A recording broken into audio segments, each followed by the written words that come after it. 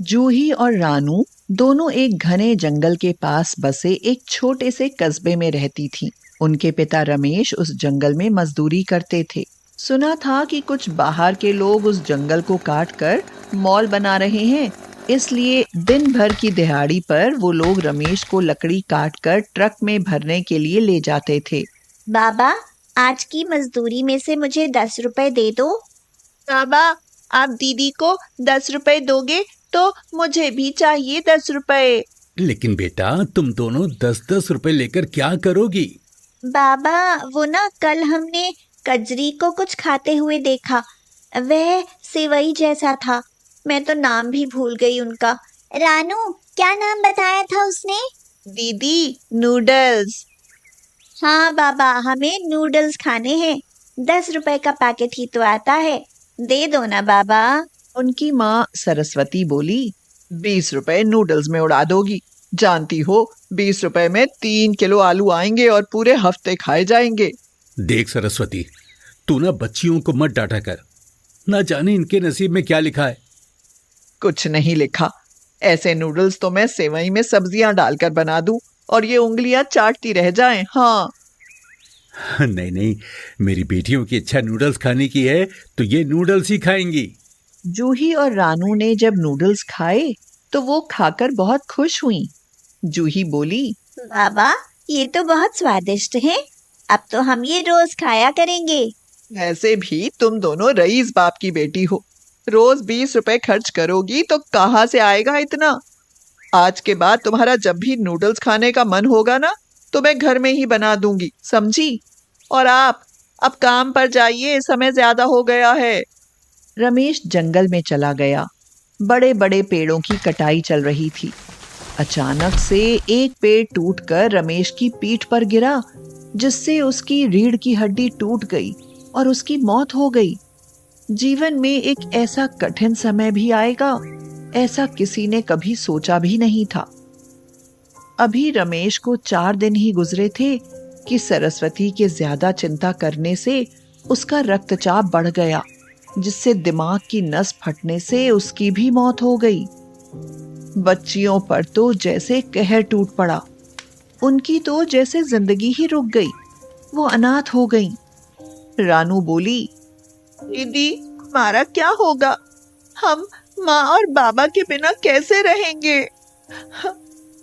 तो जूही ने कहा, तू चिंता मत कर रानू, मैं हूं ना। हम दोनों एक दूसरे का सहारा बनेंगे। लेकिन दीदी, जब बाबा थे तो पैसे कमा कर लाते थे और हमें खाना मिलता था।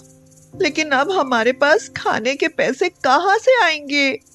वो जंगल वाले कह रहे थे कि बाबा की मौत का मुआवजा मिलेगा। अब दोनों बहनें हमेशा उदास सी रहने लगी। उन्हें समझ में ही नहीं आता था कि आगे क्या होगा। दीदी, माँ बाबा को गुजरे हुए 7 महीने हो गए। हमने कुछ भी अच्छा नहीं खाया। आज नूडल्स खाने का मन कर रहा है। क्या करूं रानू, बाबा के मुआवजे के पैसे मिलने में भी देरी लग रही है।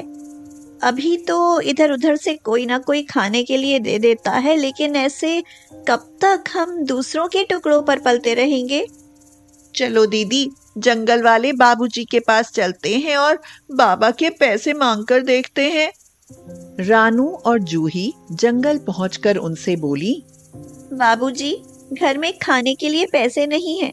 घर में कोई कमाने वाला नहीं है, इसलिए हमें हमारे बाबा का पैसा दे दो। अब बेटा, हमने ऊपर अधिकारियों से बात की है। उन्होंने कहा है कि रमेश की मौत पेड़ के गिरने से हुई है। उसमें डिपार्टमेंट की कोई गलती नहीं है, इसलिए हम पैसा नहीं दे सकते। लेकिन तुम लोगों की हालत देखकर हमारे स्टाफ ने 25,000 रुपए इकट्ठे किए हैं। अभी बस हम तुम्हारी इतनी ही मदद कर सकते हैं। जूही और रानू के लिए इस समय 25,000 रुपए बहुत बड़ी रकम थी। वो दोनों वहां से पैसे लेकर चुपचाप चली आईं। रात में दोनों बहनें बिस्तर पर लेट गईं। रानू बोली, क्या बात है दीदी, नींद नहीं आ रही? अब क्या सोच रही हो? अब तो हमारे पैसे भी मिल गए। रानू, पैसे तो मिल गए हैं, लेकिन ये कितने दिन चलेंगे? ये भी थोड़े ही दिनों में खत्म हो जाएंगे। मैं ये सोच रही हूँ कि उसके बाद फिर पैसा कहाँ से आएगा। अरे दीदी, ये तो मैंने सोचा ही नहीं। रानू, क्यों ना हम इस पैसे से कोई काम शुरू करें?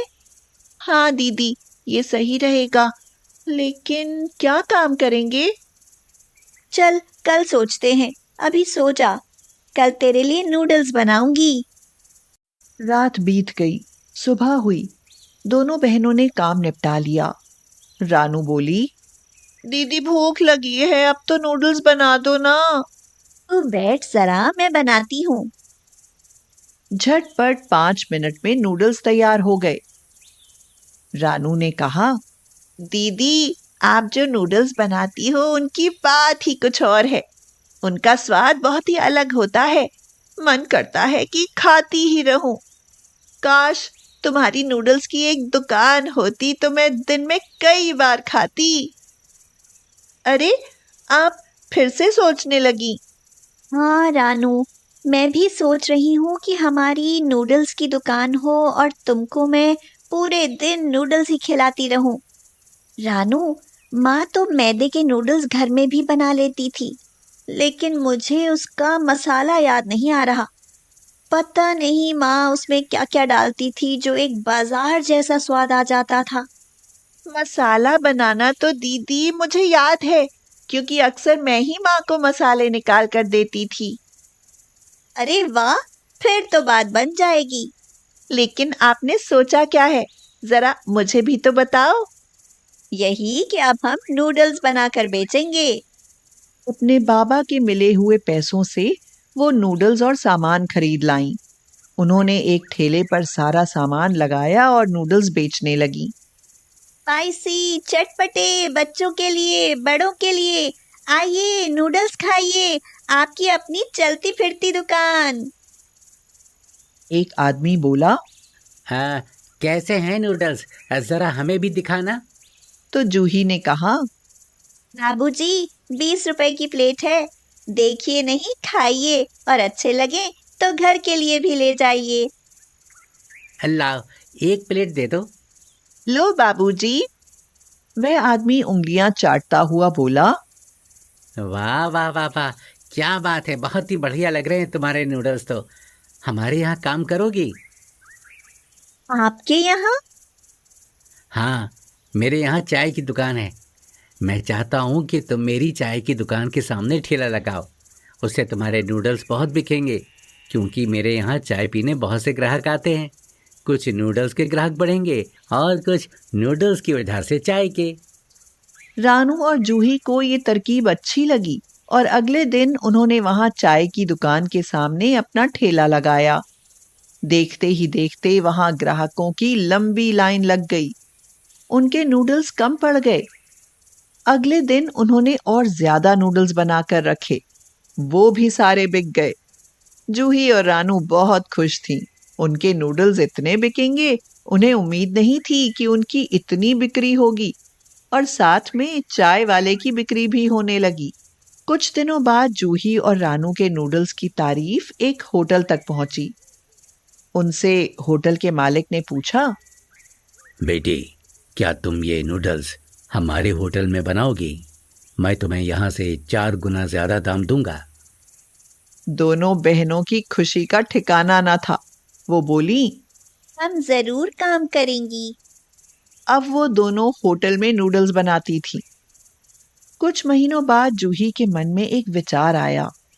आखिर कब तक हम दूसरों के लिए काम करते रहेंगे?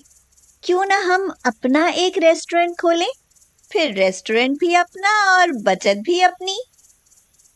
उन्होंने एक अपना रेस्टोरेंट खोला। रानू, कुछ ही सालों में हमारा इतना अच्छा काम चलने लगा है और चारों तरफ हमारा बहुत नाम हो गया है। माँ बाबा हमें वहां से देखते होंगे तो बहुत खुश होते होंगे। तो रानू ने कहा, हाँ दीदी, वो देखकर कहते होंगे कि उनकी अनाथ बेटियां अब नूडल्स बनाकर पैसा और नाम दोनों कमा रही हैं। रानू, ये नूडल्स की सफलता अनाथ बेटियों के माँ बाबा का ही आशीर्वाद है। फिर दोनों बहनों ने माँ बाबा को प्रणाम किया और अपने काम में जुट गईं। अगर हिम्मत हो तो अनाथ भी खुद को बुलंदियों तक ले जा सकते हैं।